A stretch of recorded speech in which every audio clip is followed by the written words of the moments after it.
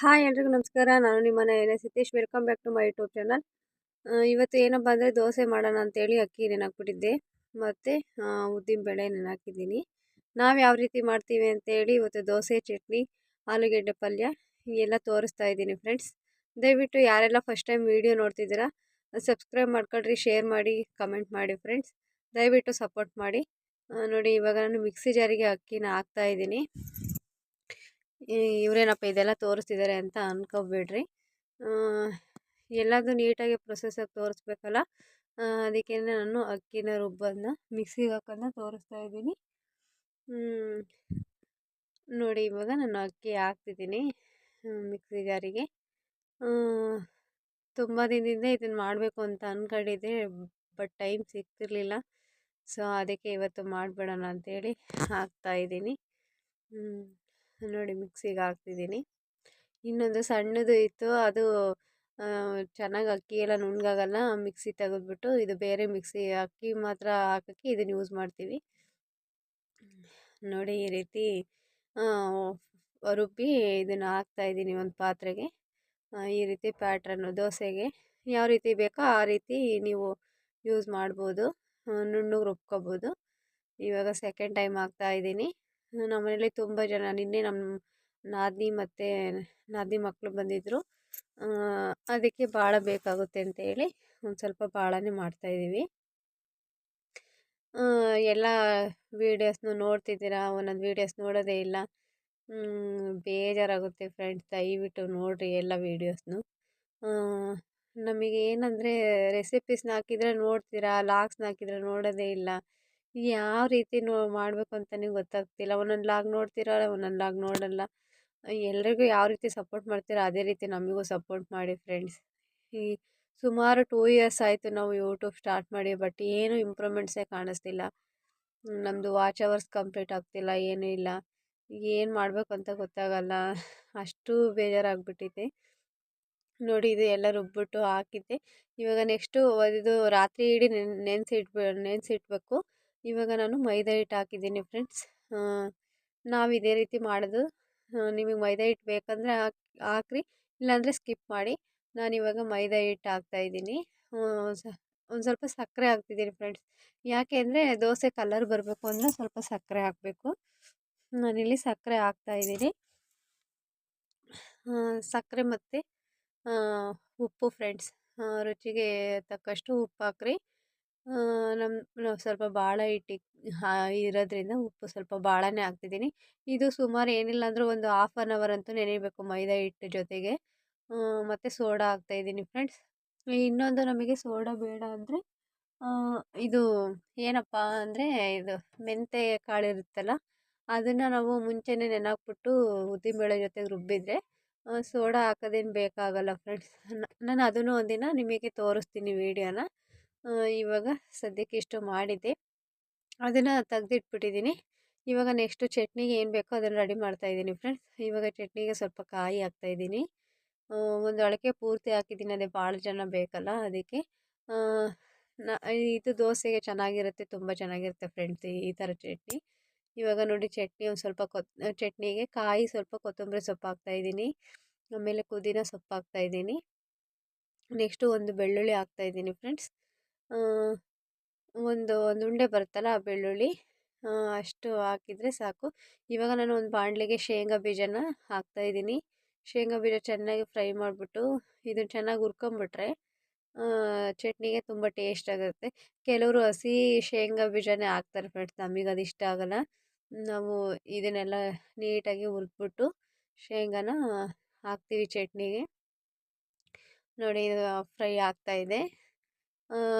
ನಾನು ಚಟ್ನಿಗೆ ಬೇರೆ ರೀತಿ, ಅದೇ ದೋಸೆಗೆ ಬೇರೆ ರೀತಿ ಚಟ್ನಿ ಮಾಡೋದು, ಮತ್ತು ಇನ್ನೊಂದು ಏನಂದರೆ ಅನ್ನಕ್ಕೆ ಬೇಕಾದರೆ ಅದು ಬೇರೆ ರೀತಿ ಚಟ್ನಿ ಮಾಡೋದು. ಇದು ದೋಸೆಗೆ ಈ ಟೈಪ್ ಮಾಡ್ತಾಯಿದ್ದೀನಿ, ಅದಕ್ಕೆ ನಿಮ್ಮ ಹತ್ರ ಶೇರ್ ಮಾಡ್ತಾಯಿದ್ದೀನಿ ಫ್ರೆಂಡ್ಸ್. ನಾನು ಯಾವ ರೀತಿ ಮಾಡ್ತಿದ್ದೀನೋ ಆ ರೀತಿ ಶೇರ್ ಮಾಡ್ತಿದ್ದೀನಿ. ಇದು ನೋಡ್ರಿ, ಕಂಪ್ಲೀಟು ಇದು ಶೇಂಗಾ ಇದು ಆಯಿತು. ಇದು ಬಾಣಲೆಲಿ ಮೆಣ್ಸಿನ್ಕಾಯಿ ಹಾಕ್ತಾಯಿದ್ದೀನಿ, ಚಟ್ನಿಗೆ ಬೇಕಲ್ಲ ಅದಕ್ಕೆ. ಇದರಲ್ಲಿ ನೀಟಾಗಿ ಬೇಗ ಫ್ರೈ ಆಗೋಲ್ಲ, ನನಗೆ ಟೈಮ್ ಇರಲಿಲ್ಲ, ಅದಕ್ಕೆ ನೋಡ್ರಿ ಈ ರೀತಿ ಸುಟ್ಕೊತಾ ಇದ್ದೀನಿ ಗ್ಯಾಸ್ ಮೇಲೆ. ಈ ರೀತಿ ಸುಟ್ಟರೆ ಚೆನ್ನಾಗಿ ಸುಟ್ಬಿಡುತ್ತೆ. ಆಮೇಲೆ ಸುಡೋದ್ರಿಂದ ಟೇಸ್ಟು ಚೆನ್ನಾಗಿರುತ್ತೆ ಫ್ರೆಂಡ್ಸ್ ಇದು. ಅದಕ್ಕೇ ನಾನು ಸುಡ್ತಾ ಇದ್ದೀನಿ. ಇವಾಗ ಇದು ಸುಡ್ತಾ ಇದೆ ನೋಡಿ ಫ್ರೆಂಡ್ಸ್. ಇದನ್ನು ನಾನು ಇವಾಗ ಇದಕ್ಕೆ ನೆಕ್ಸ್ಟು ಇವಾಗ ಹುರಿದಿಟ್ಕೊಂಡಿದ್ವಲ್ಲ ಶೇಂಗಾ, ಅದನ್ನು ಹಾಕ್ತಾಯಿದ್ದೀನಿ ಫ್ರೆಂಡ್ಸ್. ಶೇಂಗಾ ಮತ್ತು ಹಸಿಮೆಣ್ಸಿನ್ಕಾಯಿ ಹಾಕ್ತಾಯಿದ್ದೀನಿ. ಸ್ವಲ್ಪ ಹುಣಸೆಹಣ್ಣು ನಿಮಗೆ ಬೇಕಂದರೆ ಹಾಕಿ ಫ್ರೆಂಡ್ಸ್. ಹಾಕಿದರೆ ಚೆನ್ನಾಗಿರುತ್ತೆ, ನಾವು ಅದಕ್ಕೆ ಹಾಕ್ತೀವಿ. ಉಪ್ಪು ರುಚಿಗೆ ತಕ್ಕಷ್ಟು ಉಪ್ಪು ಹಾಕ್ತಾಯಿದ್ದೀನಿ ಫ್ರೆಂಡ್ಸ್. ಆಮೇಲೆ ನೀರು ಹಾಕ್ತಾಯಿದ್ದೀನಿ. ನೆಕ್ಸ್ಟು ಇದಕ್ಕೆ ಜೀರಿಗೆ, ಆಮೇಲೆ ಮತ್ತು ಇವಾಗ ಅದನ್ನು ಫ್ರೈ ಮಾಡಿದ್ವಲ್ಲ ಫ್ರೆಂಡ್ಸ್ ಹಸಿಮೆಣ್ಸಿನ್ಕಾಯಿ, ಅದನ್ನು ಹಾಕ್ತಾಯಿದ್ದೀನಿ. ಫ್ರೈ ಮಾಡಿರೋಂಥ ಹಸಿಮೆಣ್ಸಿನ್ಕಾಯಿನ ನಾವು ಈ ರೀತಿಯೇ ಮಾಡೋದು ಫ್ರೆಂಡ್ಸ್. ಇದನ್ನು ನೆಕ್ಸ್ಟು ರುಬ್ಕೊಂಬಿಟ್ರೆ ಚಟ್ನಿ ಆಲ್ಮೋಸ್ಟು ರೆಡಿ ಆಗುತ್ತೆ. ನೆಕ್ಸ್ಟು ನಾವು ಇವಾಗ ದೋಸೆಗೆ ಕಾಂಬಿನೇಷನ್ ಅಂದರೆ ಆಲೂಗೆಡ್ಡೆ ಪಲ್ಯ, ನಿಮಗೆಲ್ಲ ಗೊತ್ತಿರೋಂಗೆ ಅದನ್ನು ಮಾಡ್ತಾಯಿದ್ದೀನಿ. ಇವಾಗ ಆಲೂಗೆಡ್ಡೆನ ಉಪ್ಪಾಕಿ ಸ್ವಲ್ಪ ಬೇಯಿಸ್ತಾ ಇದ್ದೀನಿ. ಇದು ನೋಡ್ರಿ ಆಲ್ರೆಡಿ ಬೆಂದ್ಬಿಟ್ಟಿದೆ. ಬೆಂದಿರೋ ಆಲೂಗೆಡ್ಡೆಗೆ ಸುಡುತ್ತಲ್ಲ, ಅದಕ್ಕೆ ನೀರು ಹಾಕ್ತಾಯಿದ್ದೀನಿ, ತಣ್ಣೀರನ್ನ. ಬೇಗ ಸಿಪ್ಪೆ ಬಿಡುತ್ತೆ ಅಂತ. ನೆಕ್ಸ್ಟು ನಾವೀಗ ಆಲೂಗೆಡ್ಡೆ ಪಲ್ಯ ಮಾಡೋಕ್ಕೆ ಒಂದು ಬಾಣಲಿಲಿ ಎಣ್ಣೆ ಹಾಕ್ತಾಯಿದ್ದೀನಿ ಫ್ರೆಂಡ್ಸ್. ತುಂಬ ಲಾಂಗ್ ಆಗುತ್ತೆ ವೀಡಿಯೋ ಅಂತೇಳಿ ಜಲ್ದಿ ತೋರಿಸ್ತಾ ಇದ್ದೀನಿ ಫ್ರೆಂಡ್ಸ್. ನೆಕ್ಸ್ಟ್ ಇದಕ್ಕೆ ಕರಿಬೇವು ಸೊಪ್ಪು ಹಾಕ್ತಾಯಿದ್ದೀನಿ. ನಾನು ಯಾವುದೇ ರೀತಿ ಉದ್ದಿನಬೇಳೆ ಆಗಲಿ ಕಡಲೆಬೇಳೆ ಆಗಲಿ ನಾನು ಹಾಕಲ್ಲ ಇದಕ್ಕೆ, ಆಲೂಗೆಡ್ಡೆ ಪಲ್ಯಗೆ.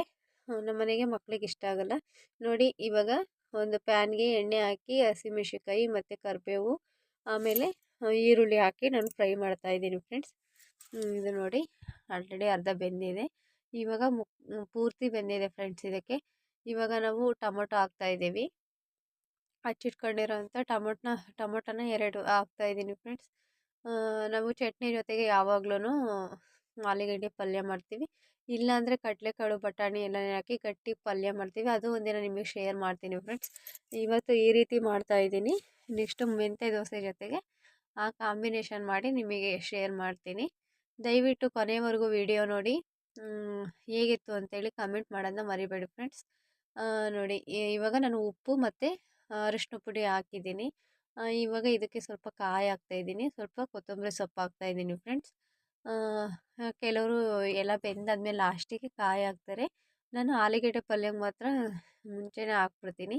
ಯಾಕಂದರೆ ಕಾಯಿ ಏನಂದರೆ ಉಪ್ಪು ಮತ್ತು ಖಾರ ಎರಡನ್ನೂ ಕಡಿಮೆ ಮಾಡುತ್ತೆ. ಅದಕ್ಕೆ ನಾನು ಮುಂಚೆನೇ ಹಾಕ್ತಾಯಿದ್ದೀನಿ. ಸಾಲ್ಟೇಜ್ ಬಂದರೆ ಉಪ್ಪು ಹಾಕ್ಬೋದು ಅಂತ. ಇವಾಗ ನೆಕ್ಸ್ಟು ನಾವು ಆಲೂಗೆಡ್ಡೆ ಸಿಪ್ಪೆ ಸುಲಿದು ಆಲೂಗೆಡ್ಡೆನ ಎಲ್ಲ ಚೆನ್ನಾಗಿ ಕಿವುಚ್ಬಿಟ್ಟು ಇದನ್ನು ಹಾಕ್ತಾಯಿದ್ದೀನಿ ಬಾಣಲಿಗೆ. ಈ ರೀತಿ ಸಣ್ಣದಾಗಿ ನಾನು ಕಿವುಚಿದ್ದೀನಿ ಫ್ರೆಂಡ್ಸ್ ಇದನ್ನ. ಇವಾಗ ನೋಡಿ ಇದಕ್ಕೆ ಹಾಕಿ ನಾನು ಮಿಕ್ಸ್ ಮಾಡ್ತಾಯಿದ್ದೀನಿ. ವಿಡಿಯೋ ನಾನೇ ಮಾಡೋದ್ರಿಂದ ಬೇಗ ಮಿಕ್ಸ್ ಮಾಡೋಕ್ಕೂ ಬರಲ್ಲ ಫ್ರೆಂಡ್ಸ್.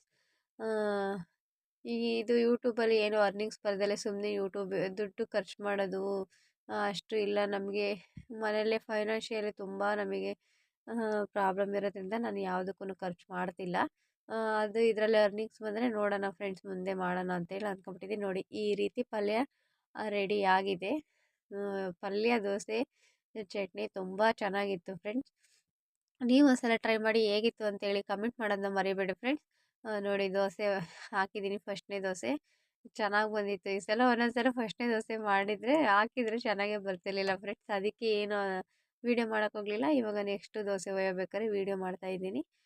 ನೋಡಿ ಈ ರೀತಿ ದೋಸೆ ಬಂತು ಫ್ರೆಂಡ್ಸ್. ಫೈನಲ್ಗೆ ಚೆನ್ನಾಗಿ ಬಂತು ದೋಸೆ. ಎಲ್ಲರೂ 5 4 ದೋಸೆ ತಿಂದರು ಮನೇಲಿ. ತುಂಬ ಖುಷಿ ಆಯಿತು. ಯಾವುದಾದ್ರೂ ಅಡುಗೆ ಮಾಡಿದರೆ ಚೆನ್ನಾಗಿ ತಿಂದ್ಬಿಟ್ರೆ ನಮಗೆ ಅದೇ ಸಂತೋಷ, ಚೆನ್ನಾಗಿತ್ತು ಅಂತ. ನೋಡಿ ಇವಾಗ ನಾನು ಇದಕ್ಕೆ ಮೇಲ್ಗಡೆ ಎಣ್ಣೆ ಹಾಕ್ತಾಯಿದ್ದೀನಿ. ನಮ್ಮ ಪಾಪು ಇಬ್ಬರು ಮಕ್ಕಳು ತಿನ್ನೋದಾದ್ರೆ ಸ್ವಲ್ಪ ತುಪ್ಪ ಇದ್ದರೂ ತುಪ್ಪ ಹಾಕಿ ಕೊಟ್ಬಿಡ್ತೀನಿ, ಇನ್ನೂ ಟೇಸ್ಟ್ ಚೆನ್ನಾಗಿರುತ್ತೆ ತಿನ್ನೋದಕ್ಕೆ. ಇವಾಗ ಸುಮ್ಮನೆ ವೀಡಿಯೋ ಮಾಡೋಕ್ಕೆ ಅಂತೇಳಿ ದೋಸೆ ಒಯ್ತಿದ್ನಲ್ಲ, ಹಾಗೇ ಎಣ್ಣೆ ಹಾಕಿದ್ದೀನಿ ಫ್ರೆಂಡ್ಸ್. ನೋಡ್ರಿ ಈ ರೀತಿ ಬಂದಿದೆ. ಸಕ್ಕರೆ ಹಾಕೋದ್ರಿಂದ ಈ ರೀತಿ ಕಲರ್ ಚೆನ್ನಾಗಿ ಬರುತ್ತೆ ಫ್ರೆಂಡ್ಸ್. ಅದಕ್ಕೆ ನಾನು ಈ ರೀತಿ ಮಾಡ್ತಾಯಿದ್ದೀನಿ. ಫೈನಲಾಗಿ ದೋಸೆ, ಚಟ್ನಿ, ಆಲೂಗೆಡ್ಡೆ ಪಲ್ಯ ರೆಡಿ ಆಗಿತ್ತು. ಈ ರೀತಿ ಬಂದಿತ್ತು. ಟೇಸ್ಟು ಮಾತ್ರ ಅಲ್ಟಿಮೇಟಾಗಿತ್ತು ಫ್ರೆಂಡ್ಸ್. ನೆಕ್ಸ್ಟ್ ವೀಡಿಯೋದಲ್ಲಿ ರೆಸಿಪಿ ಅಥವಾ ವ್ಲಾಗ್ಸಲ್ಲಿ ಸಿಗೋಣ friends. Bye bye, love you all. Video ನೋಡಿ ಕಮೆಂಟ್ ಮಾಡೋದು ಮರಿಬೇಡಿ.